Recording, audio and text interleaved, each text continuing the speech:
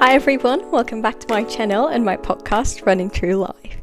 So I posted the first episode last week and I think I got some great feedback from all my friends and family, and I'm genuinely so happy to hear that. Everyone felt like I was sending them a voice message as if they were speaking to me on the phone. Everyone really enjoyed it, so it really gave me the courage to keep continuing actually. And I did a short list of topics that I would like to talk about in this podcast and the future episodes.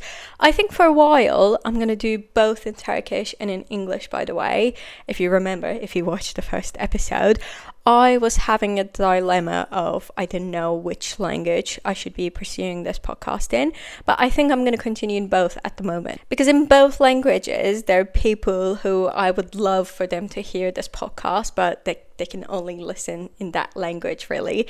So I think I'm going to keep doing that. So what has happened since last week? Obviously, I did upload the episode onto both Spotify and YouTube, and I'm in the process of trying to figure out how I can upload it onto Apple Podcasts as well. But that's the next step. Anyways, we're not worrying about that right now. But since last week, I bought a little notepad. I'm showing it over here if you're watching this on YouTube. I bought a little notepad. This is going to be my little idea book for this podcast. And what we've done with my boyfriend is actually we sat down and we wrote down some notes about what's true love. I genuinely asked him, I was like, what do you think true love is? We both put examples from our relationship in there, and also things that we just think that should be about just true love, you know, like when you say true love, that comes to your mind, whether if we have it or not. So obviously today's episode is going to be about true love. What's true love? How do you find it? How do you attract it? Is there true love in your life right now that you don't actually realize? And how can you turn a regular love into a true love, if that's even possible? So we're going to be talking about all about these kinds of topics today because it was Valentine's Day last week on Friday. Yeah, we had a great weekend with my boyfriend. So, and that kind of like actually inspired me to do about an episode about love. Like, I feel like we're very much in love, and I feel like that's a true, genuine, true love. And I asked him, I was like, I genuinely wonder what's your opinion on what true love is and what should be true love, you know, if there's even a should or not. So I do have a few ideas over here, quite a long list actually we came up with, like some long bullet points, and it's just like one word bullet points. It's not just like trust, genuinity, not those kinds of things. So we're gonna go into the details of these bullet points and see if you have it or not. Like you can maybe, you know, look into your relationship that you're in right now, reflect onto your relationship, or you might reflect onto your past relationships, or you might just manifest this, you know, like keep an open mind and attract this kind of love into your life. Or maybe it's not about attracting, but building a relationship like this, building a true love. I think you build a true love, by the way, you don't just find it.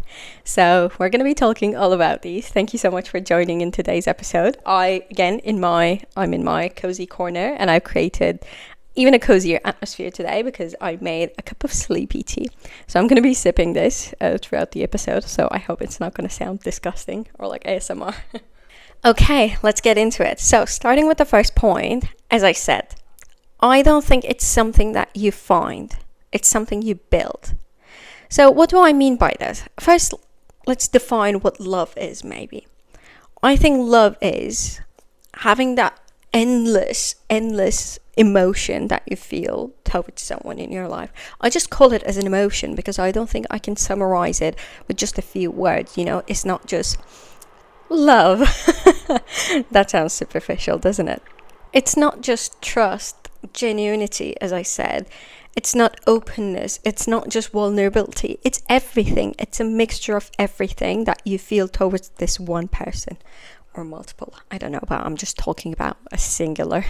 Like I'm just talking about relationships that include only two people in it today. I don't have experience in different kinds of relationships, so if you do, good for you, but we're just talking about a two people relationship today. I think love is very different than just like attraction. You might just be dating someone, but you might not love them. You might just enjoy their company. You might like it. It might be very fun. You might feel very young and happy and alive with them, but you might not love that person. Because love is not only how you feel in that relationship, I think, but it's also how you feel towards that person. So it's a mixture of both. How you feel towards that person. Do you genuinely love that person so much, like whatever they look like, throughout the relationship, especially if it's a long time, you see them in like various modes, various looks. They can be sick, they can be very exhausted. You might be together with them after a long vacation and like traveling day, like 24 hours on the road, when they're like so done and overwhelmed with everything, like especially when you're in a long-term relationship, you can see the person in like such different modes that a short-term relationship or just a fling wouldn't see the other person in. So when you're in that kind of a situation, you must love, like if you want to call it love, you must be feeling that love feeling towards that person at literally every single point in your life. I don't think there can be a point where you're like, actually, like, I'm done. And then the next day you're like, oh no, I'm not done, actually. You know what? Like, they did something very good to make it up. Like, if you're feeling like this, I don't think that's the one. That's love, Love is literally devoting all of your heart to that person, in my opinion. Again, disclaimer, everything I'm saying right now is my opinion and my partner's. So if they're not resonating with how you're feeling, that's absolutely fine. You can turn it off, but if it's making sense to you, just keep listening, please. And like, I feel like also at the same time, you can't make so much sense of love. Like, I can't really describe it to you. I can't give you a dictionary explanation right now, like I'm struggling, because it's a feeling, as I said, both towards to that person and also how you feel within that relationship. Okay, you feel endless love towards that person. You could love them unconditionally, endlessly, however they look like, whatever situation you guys are in, whether you're like rich, poor, healthy, unhealthy, you're on the streets, you're traveling the world, or you're building your dream life with that person. You can it's easy to love someone when you're in a very good situation together in the relationship, but even loving them on the lows, like at low moments, is difficult. And like, if you can love them on the low modes, or they can love you back, I think that's like a true, genuine relationship, and that's love. And how you feel in that relationship, how you feel with that person, I think that also really represents love as well. When you're with that person, you should be with you should be your true self. You should be very authentic. You can feel like a child, and they're not going to make you feel embarrassed about. What I mean by child is that inner child of yours who desperately needed that love finally has it, and you're just like, blowing with joy, and the other person is not going to make you feel embarrassed about it, or they're not going to make you feel bad about it. But being your true self has like multiple dimensions into it, I think. It's not just being that child, like nurturing your inner child next to that person. Not only that, but even as an adult right now, being able to grow and invest in yourself, change and build your character as you're in that relationship is very important. And if the other person is supporting that, I think that's true love as well. I think you should be able to find that peace, understanding, calmness, that relaxing feeling in that person, in that one person that you cannot find anywhere else in the world. That person is going to be your home. Like, how they say home is not a place, it's a feeling.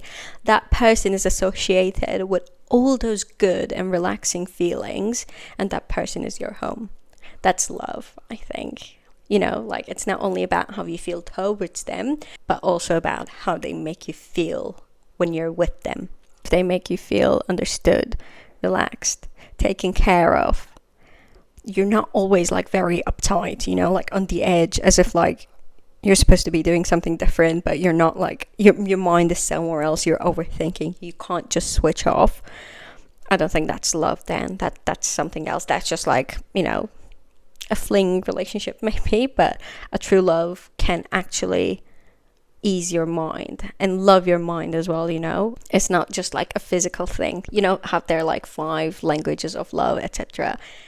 I think one other way of loving someone else this could be the 6th language, literally, mentally being so good for the other person, like mentally genuinely helping each other. Helping doesn't necessarily mean like you're in you need help, like you might be absolutely fine. I'm not talking about like mental vulnerabilities here, but being able to open up mentally 100% and the other person actually genuinely helping you grow within that mental space is true love.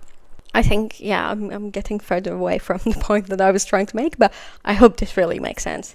If it doesn't, that's love. Maybe sometimes it doesn't need to make sense.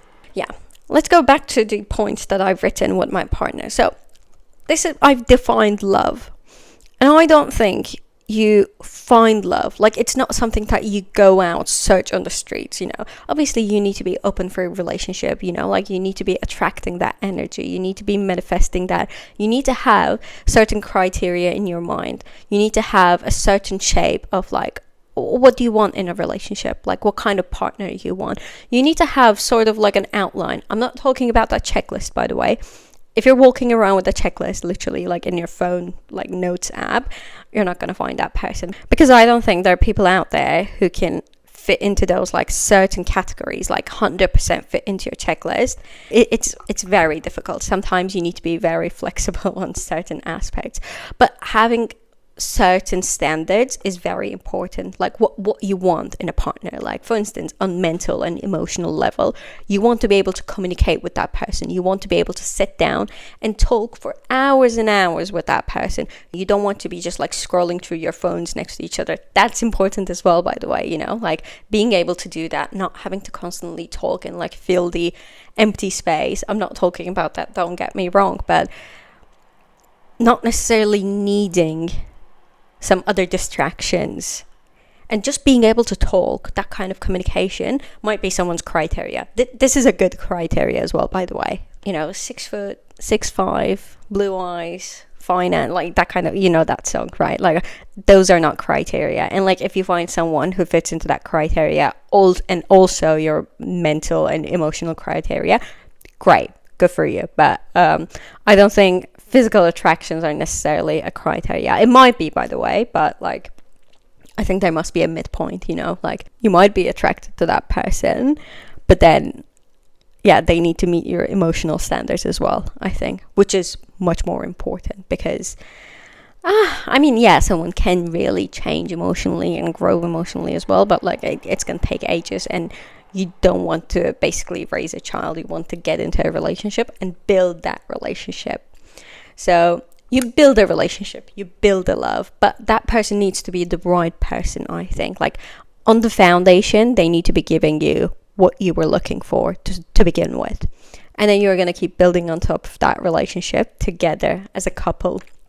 You're going to invest in yourself. You're going to invest in each other. You're going to invest in your time. You're going to spend quality time. You're going to go do activities, go on trips. You're going to share some vulnerable stuff with each other. And that's how you grow. But this is just like only about growing a relationship. But how do you grow a true love? So let's keep going with some other points that I have. Having trust as a foundation is so important. I don't think it can be a true love and like a genuine relationship if you don't have trust as the foundation of that relationship. Trust can have many dimensions, again, similar to feeling like yourself next to that person, as I said. So what does trust look like in a relationship? I think trusting yourself, trusting your partner, and trusting that relationship.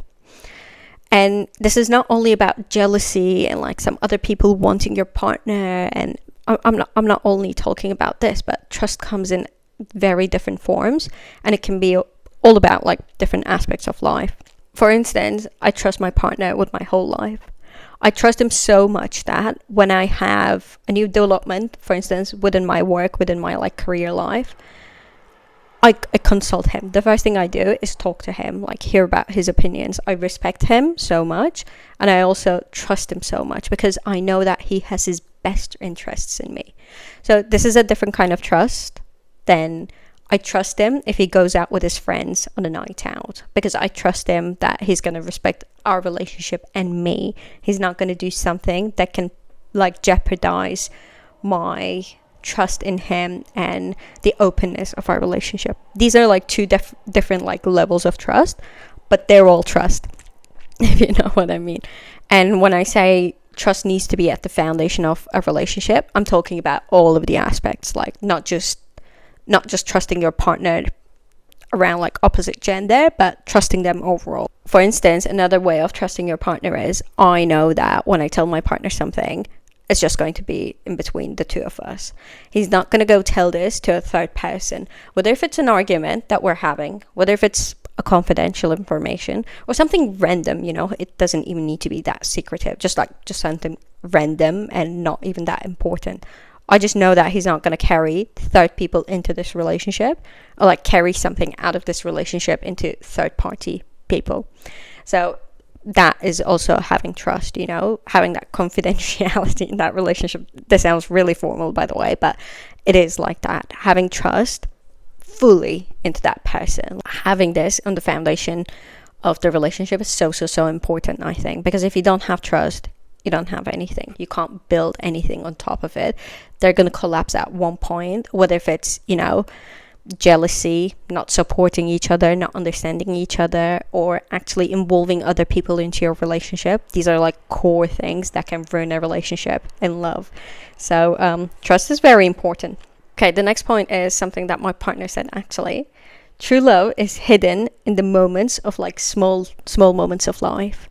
It's not just having great days, amazing days all the time, surprising each other 24/7, having the best life or whatever, like this is great if you have this, but also true love comes out in like those small moments when you're least expecting it, because life happens. You're going to have those low moments. You're going to have awful days. You're going to have moments that change your life upside down. True love is actually being able to support the other person in those moments.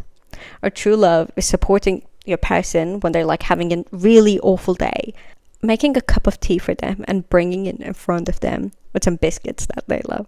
This is true love, It might sound really stupid to you right now, but just think of it, like how many people out there did this for you? Like out of everyone that you've seen, you've dated, understanding all of your needs in a moment like that.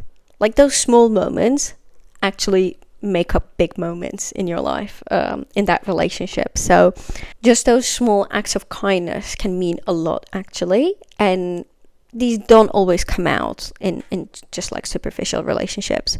And it's not only about like just supporting each other and having the low moments, but being able to lay on a picnic blanket, staring at the blue sky, and just your heart is bursting with joy and happiness. That's also true love. Like you can experience this with anyone else out there, obviously, but true love is not just only one of these points that I'm counting, but it's a combination of most of them, at least. So these small moments, they don't need to be like great experiences, or you don't need to be having like a very extravagant life in your low life, but those small moments, small gestures, small little moments where you just think to yourself, oh my god, like I'm gonna cry, I'm so happy right now, or like I have to put this moment into my journal, or like I need to capture this moment right now because I never want to forget it. Those moments build your great love, actually. Acts of selflessness. This is so important. And in parentheses, prioritizing each other. I am a firm believer that in a relationship, I will always put the other person first. So let me stop you right there, by the way, before you start to think, oh my god, not putting yourself first is crazy, etc. So I think it's different in every relationship, and I 100% understand this if not everyone wants to do this. I respect that, I get it. But in my opinion, and in my relationship, we think like this. If we both prioritize each other, look after each other's needs and wants, always, always treat each other with so much like respect and that kind of like care, we're never going to have to worry about ourselves, because we know that the other person is caring that much about us. I never have to be selfish in this relationship and actually think like, oh, I actually want to do this, so let me sneakily do this, like prioritize whatever I want, because I know it's not going to happen if I don't do it. Like, I never need to think like this, because I know even before I think about myself, my partner has already thought about me and did that. Whatever it is, by the way. For instance, the other day, we both were coming home at different times, and it was like early in the morning. I think we both went to the gym or whatever. And on the way back, we both bought each other's favorite things for breakfast. So when I came home, he already bought my stuff and I bought his stuff. And you might be like, oh, why don't you buy your stuff? Because like, I know he bought those stuff for me. Like, I know it would be at home. I know he prioritizes it so well. Like, because I know that like on the way back from work, he's going to stop by the supermarket and he's going to buy me some flowers and my favorite pack of crisps. Like, I don't need to buy that for the evening from the morning, because I know he's going to do that. And I do the same for him. Yeah, that kind of selflessness and prioritizing each other genuinely puts you in a position where you feel like you always have that safety net. Like, I'm never gonna fall down. You know that like trust test where like you let yourself go backwards and someone else like holds you in their arms. I just know that those arms are there. It's just such a great feeling of safetyness, I think. Like, I never have to worry about being let down or someone not prioritizing me, because I know there's someone who's thinking about me, even if I don't think about myself. Like, I don't need to think about myself. Instead, I give the same kind of kindness and prioritization and the care to my partner. And it's so great. Like, it might just seem very unnecessary to some people, but it lifts an insane mental load off your shoulders, because you never have to worry about yourself. There's someone else out there who's doing that for you. All you need to do is care for the other person and just treat them as they deserve in that relationship, as the amazing person that they are. It's just so great, I think. The next point is, I do not believe in you need to put in 50%. That's absolutely bullshit, in my opinion, because you both need to put 100% in. If you're both putting only half of what you have just to reach to that 100%, that's not going to work. You always need to put all of your heart into it. And let's say when you're at those low moments, you had a bad day and you can't give like 100% of all of you, like you can only give only half. The other person's already given 100% is going to make up for that. So don't just think about this from a mathematical ratio perspective, but just think of it like this. You're not 1 foot in, 1 foot out. We're both all in, because you're in this relationship to make this work. You're in this relationship to make this great love, this true love achieved by building this, but by building it together. Because as I said, you don't find it, you build it. And if you're both fully 100% in it and devoted to it, there's no reason why it shouldn't happen. So I think like everyone can find true love, actually. It's because like you don't find it, you build it. So sharing everything in your life with the other person. This comes back to trust, being 100% open, genuinity, vulnerability as well. You can think of it from that perspective, like there's no secrets, no hidden thoughts, no secret agendas. You're never lying to the other person. Like that this is so important. But you can actually think of sharing everything with the other person from a different perspective. What I mean by this is, I've actually written it over here. Good or bad, whatever happens, the other person is the first one to come to your mind to share things. So you got some great news, you want to share it with your partner first, or you're watching a silly Instagram video and you're like, oh my god, like I have to show it to him, and you just send it to your partner right away.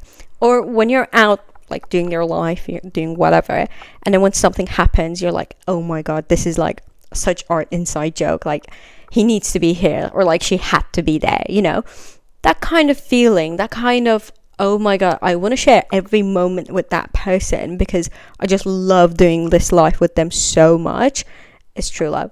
By the way, I'm not talking about like literally doing this whole life attached from the hips and not having any me time, not having your own thing. I'm not talking about this. It's so important. That's not it. Let's not pull it into a different direction, but actually wanting to share everything with that person. And even when you get a bad news, like something awful happens, and that's the first person that comes to your mind, you just want to like get onto the phone and like hear that person's voice. That is true love. And this applies to the good things as well. That person is just the first thought in your mind when you first wake up in the morning, when you're going to bed and closing your eyes. That is true love, I think. So I think I already told you about being your true self with them and finding peace with their presence. When you're in that person's presence, you don't need to do anything else. You're gonna feel like this. You're like, I don't need anything else. I feel complete right now. Like, this is perfect. You could be just watching the same episode of your favorite TV show for the 100th time, and you'll be like, this is perfect. This is the perfect way to spend your Friday evening. Your mind is not out there with your like friends who are going out thinking, oh my god, I should be at that club right now, like, or I could be doing this, like I could be sharing this Instagram story. You're not thinking about these, because with the true person, staying home on a Friday evening and doing nothing becomes the best thing ever, because what you need is that person's presence, not doing some fancy activity. I think this next point is as important as the trust one. Being each other's best friend. And if you have a best friend that's not your partner, that's fine. I'm not talking about this. But your partner should be right up there, Your partner should be just one of your best friends. And all of the points that I've said up until this point, and all the points that I'm about to say, can be summarized into a best friend thing. You want to call your best friend the first thing in the morning, or like they're the first thing that come to your mind, or whatever happens in your life, you just want to tell your best friend first. Or you would do anything for your best friend. You would be so selfless, and you wouldn't be selfish around them. Yeah, that person should be your partner. Again, I'm not saying that person cannot be another best friend, another girl best friend, guy best friend, whatever you have, but your partner should be your best friend, I think. But what does being each other's best friend mean? Finding everything in that person, I think. Love, friendship, understanding, caring, getting sad or upset sometimes, resolving your arguments without raising your voice, wanting that person in every activity that you do with you. They're your like designated plus one.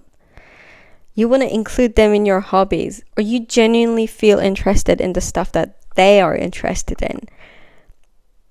Yeah, just whatever you think a best friend is, you should find that in your partner as well. So I think this could be a great criteria. It could be one of those like great checkbox things.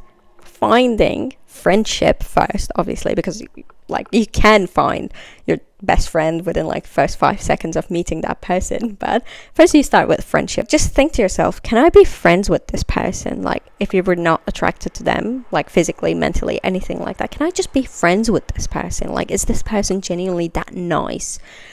Would I feel safe, understood, happy, joyful, like just so uplifted around them? Just think to yourself. And if you can genuinely be friends with that person, if you weren't dating them, obviously that's such an awful thing to think, because like you never want to imagine yourself not dating your person. But just think, like, if you can be friends with them, that can be carried on to being best friends, and that can be carried on to having a true great love, I think.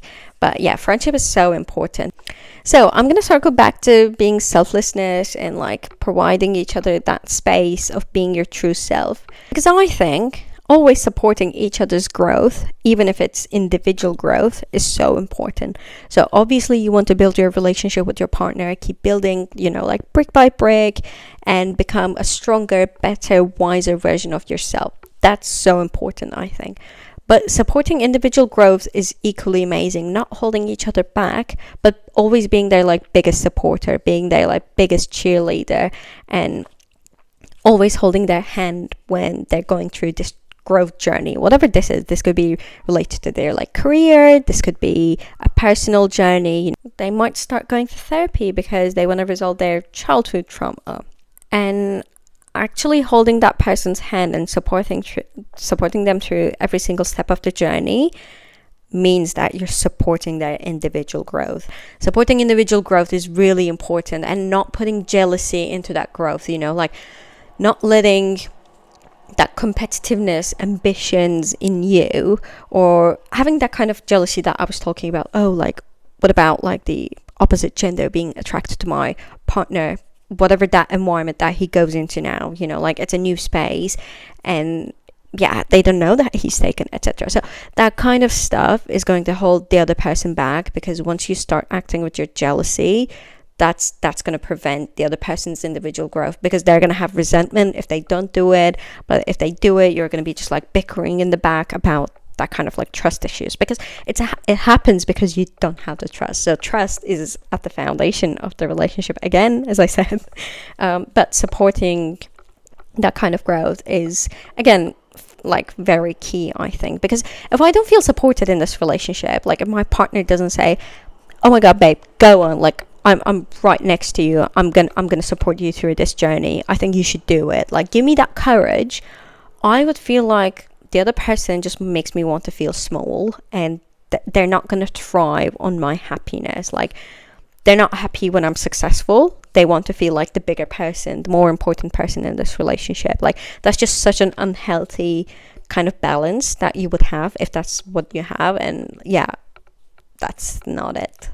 So I wrote a different point over here, and I think that relates to this, like, being 100% in, not 50-50 kind of thing. But being able to step up when the other person is not their true self is something that you can only find in like true love relationships, I think, because if it's just a fling, they're not going to care about your low moments anyways, like, because it's just going to fizzle out in like 2-3 months, I guess. But in a long-term relationship, as I said, you're going to have those like rough patches, whether if it's individual, like in your personal life, it could be related to your family, academics, career, whatever, or it might be within the relationship.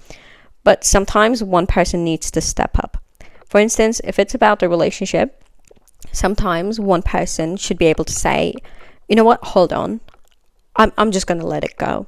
Let's say you're arguing and someone needs to apologize, but like that someone, who that someone is not necessarily really important. You're just arguing. And in that moment of argument, sometimes one person needs to say, you know what, it's not worth it. Because the aim is actually surviving this, like, like getting past this and becoming better version of ourselves. The aim is not to like break up, but actually resolving this, whatever we're dealing with, and actually becoming a better version of ourselves, like carrying this relationship into the next level, like putting another brick, that brick that I was talking about, onto another. So sometimes being able to step up, be the bigger person, apologize first. When you're in an argument, it's not about being right, even though sometimes, for instance, I'm the right person in that argument relationship. Clearly, my boyfriend is in the wrong. I sometimes say, you know what, I'm sorry. Let's just put it aside. I'm not talking about just sweeping things under the rug. That's wrong, and that's going to come out at one point in a much bigger version of itself, by the way.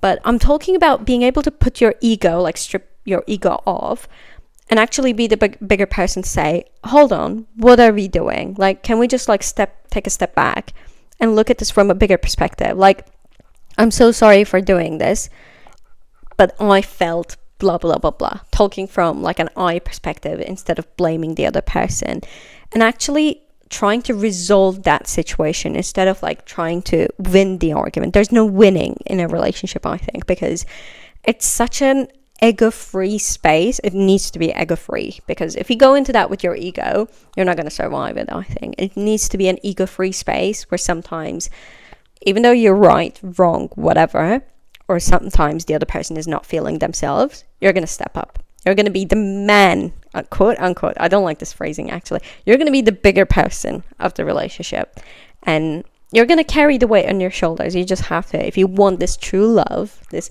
eternal love to succeed, you're just going to have to do that. Because you might do that for 2 months or whatever, which might sound like a lot, by the way. But let's say, I don't know, your partner's going through something very difficult, health problems. Nothing can be more important than that, obviously. You're going to carry that weight on your shoulders. And there's going to be a time where your partner's doing the same for you. You might do it for like 6 months, maybe for a year, maybe even shorter. Who knows? Like, it's not about keeping score, as I said, or like winning, losing. It's about supporting each other. It's just putting all yourself into it. I think, again, related to this like argument thingy, I want to say something. In the moment of an argument, breaking up is never the option. You know, it's always, whatever, how big is the argument is, you know, it doesn't matter. It's always about resolving that argument. You're just going to believe that we're going to get past it. Sometimes, if I'm being honest, like, I enjoy arguing with my partner because I know once we're past that argument, we're just going to be a better version of ourselves. You know, we're just stronger now. We just came out from the other side of the tunnel. We've done that obstacle now. So in the future, whenever that repeats, it's not going to bother us because we've done it once and we're going to do it again. Breaking up is never an option because this thought should always be in your mind. You cannot see somebody else in your future. Your future is that person. Your future like lies within whatever relationship, whatever life you're building together. So they're like your only future. You cannot imagine yourself in the same exact scenario or even in the future with anybody else. If you think, oh, I wish I was with that other guy now, you know, that's obviously not true love, you know. Or when you think about your future, you know, if you want, you can have kids, dogs, whatever. When you're thinking about that, you know, quote unquote dream life, do you see yourself with that person? Or is it some sort of a different character? You know, right now, let's say you're in a relationship and you're like, actually, when I think about that like long-term future, I don't see them in the picture. They don't fit within the rest of the stuff that I want within my life. Let's say you have different dreams, ambitions, personalities, expectations from life or whatever. If you don't see them in that picture, obviously they're not the one. But even now, when you think, like in those moments of arguments, I think that's such a great like self-reflecting point that you can do. In the moment of an argument, what are the options that come to your mind? Is it like breaking up?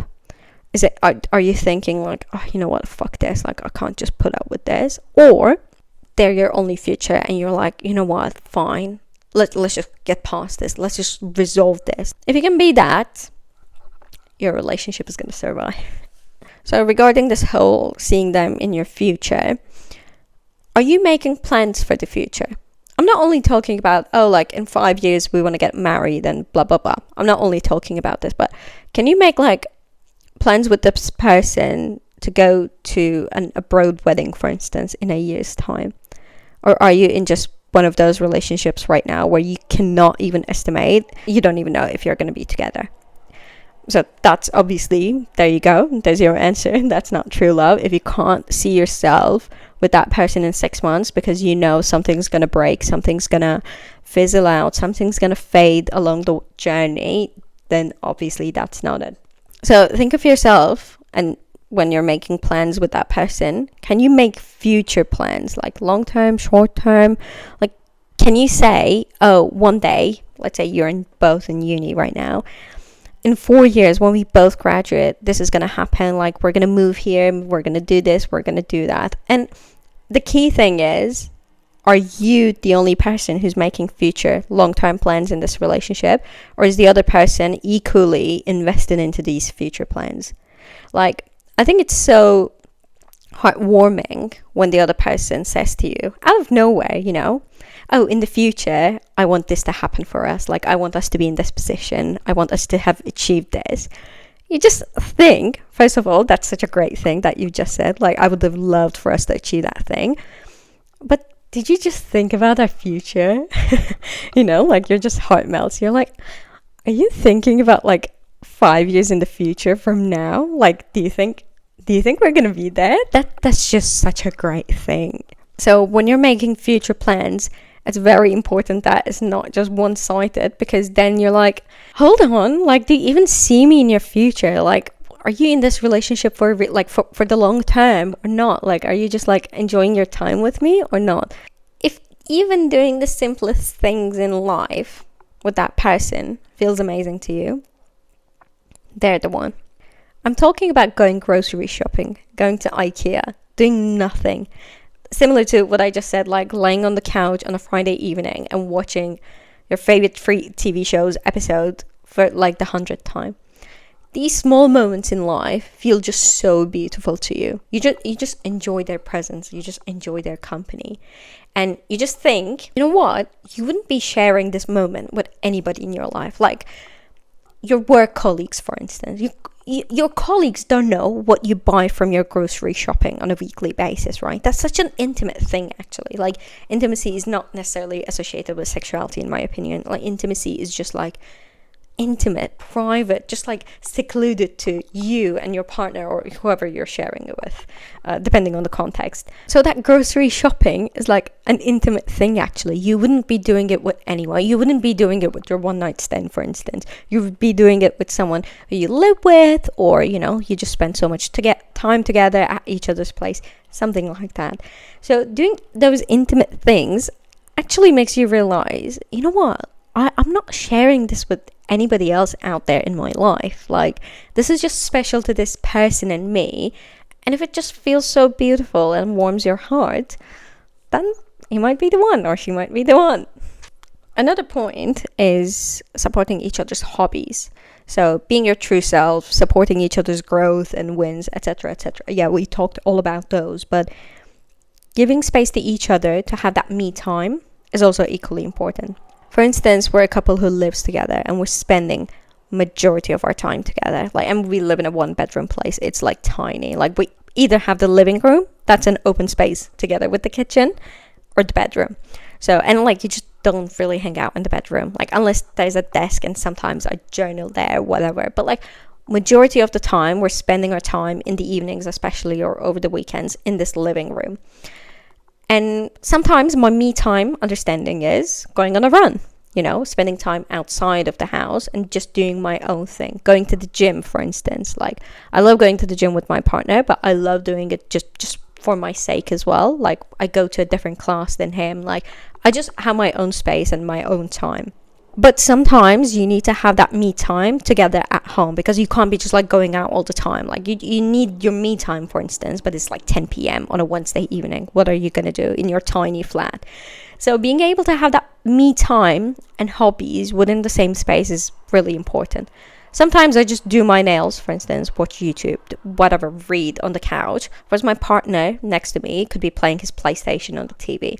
We're not disturbing each other. We're in each other's spaces, but we're not in each other's spaces and like intruding whatever they're doing, you know. We're not even like talking most of the time.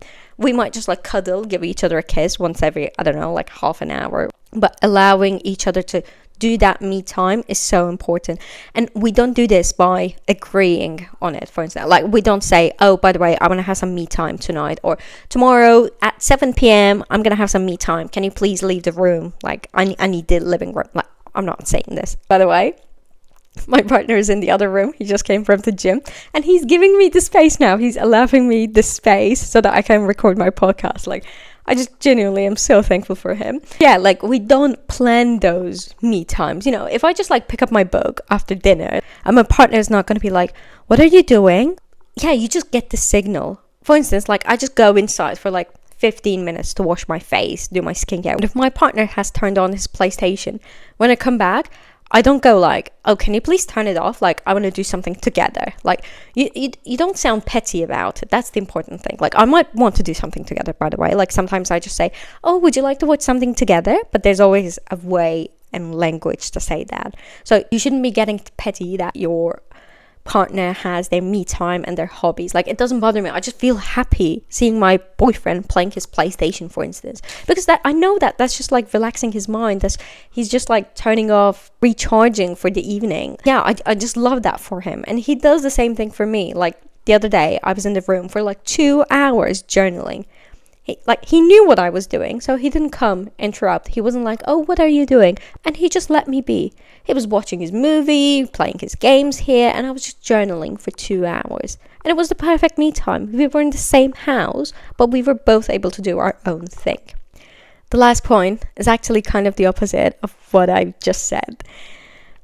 Being able to give each other that space and me time and that space to create and find hobbies is so important, obviously. But also, I know that my boyfriend is my designated plus one. Whatever I want to do, he's going to be there doing it for me. Like, if I want to do it, he knows that I want to do it. He's not even going to question it. I want to first tell you a story about this and how this is actually a really... Is it a trauma? I don't know. Just like something inside me that really hurt me ages and ages ago. I was in uni back then. I was in second year of uni, I think, and it was my birthday, around my birthday time. I was born in October, and there's a big theatre festival that always happens in October in Turkey, and there were like dozens of plays happening across October, and I just bought some tickets to multiple of those shows, only to go by myself, by the way. Like, I didn't have any friends who had interest in going to those shows with me. I did ask around, but they were like, no, sorry, it doesn't interest me into it. So I just bought all those tickets. I think I bought five or 10 shows, I think, on my own. I have no idea. And I was commuting. I was going to the city center all on my own, having a dinner, whatever, and just watching that show and coming back. I was having the time of my life. I was really enjoying it. Sometimes I wasn't enjoying it. I was like, I wish I had someone doing this with me. I was like dreading having that plus one with me. Sometimes I really didn't want to go, but I was like, I paid money for this, but so I'm just gonna go, because you buy the tickets in advance. Anyways, and I even bought a show ticket for my birthday. I don't know why I did this. Maybe, it's related to that. You have really high expectations for your birthday, and then you just end up crying because like no one actually meets those expectations on your birthday. So I guess thought that like no one was gonna care enough about my birthday, so I just bought that ticket. I don't know, it sounds sad. Anyways, when I didn't have any of my friends coming to these shows with me, I just kept getting sadder and sadder about it. And one day when I was back at the dorm, and you share a dorm in most of the Turkish university dorms, by the way. Like, think of it as like the American style. You're sharing a room, literally. Your beds are next to each other. I was talking to my roommate, and I said to her, I wish I had that friend in my life who had the same interests as me.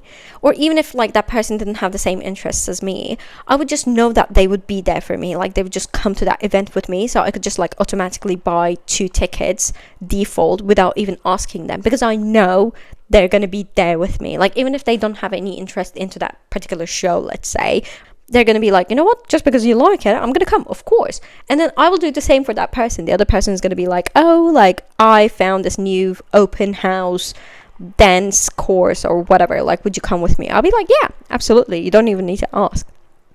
I said to her, I wish I had that friend in my life, like we have very similar interests, or even if we don't, that person is just my best friend, and they're going to be there for me. They're just going to want to do things for me. And she was like, she looked at my face and she said, we usually call that person as a boyfriend. And like, probably it was one of the like biggest shocks in my life, because at that point I've never had a boyfriend in my life, or like I've never even had that like special someone, like, let's call it like that, who did these kinds of things with me. And I was like, oh, this hurts. And I was like, oh, I guess I really want a boyfriend, or like I need a boyfriend, Obviously, with time, I learned to do things on my own and enjoy my own company. And back then, I was a person who was able to enjoy her own company. Otherwise, would have gone to like 5 or 10, I don't remember now, like that many shows on my own. Even on my birthday, I wouldn't. So, but having that designated plus one, that person not just questioning anything you want to do, but like wanting to do that thing because they're in your presence, they're in your company, that was just something that I desired so much. And thank God I found that person. Like, I found my best friend who's in the other room right now. I found that in my relationship. I think that's why friendship is like really important. Check. Because that person is going to be there and support you, and you're going to have similar interests, etc. Or even if you don't have similar interests for your love, you would do it. For instance, my boyfriend loves to watch football, but when he says, oh, would you like to come to a Man United game with me? I'm like, absolutely, yes. I don't want to be anywhere else besides that, because I just want to be with you. Where else am I going to be instead of that stadium, Like, I just don't want to sit at home on my own. Obviously, you can do your own thing and enjoy it, but I enjoy being with you more. I just love doing his things because he's there and he's doing it. And the same applies to me. For instance, yesterday we were watching the Molly-Mae documentary with my boyfriend. Does my boyfriend follow Molly-Mae? No. Does my boyfriend have any interest in Molly-Mae's love life or career or whatever? Absolutely not. But he just sat there with me last night. We watched 3 episodes because he wants to spend the time with me. He's that designated +1, you know. I don't even need to ask him, do you want to do this? Obviously, you ask out of courtesy, but they're just going to be there, you know it. Having that kind of confidence in each other is just like such a great thing. That concludes all my points. Actually, I'm going to keep writing into this notebook, but I hope you enjoyed this week's episode and it gave you a bit more clarity about what true love looks like, or maybe you already have that true love and this episode just made you smile because you were actually able to resonate all of those points that I was counting to you, because you were like, you know what, I have that too. So I hope this episode just really warmed your heart. Thank you so much for joining in today's episode. I hope to see you again next week. Take care.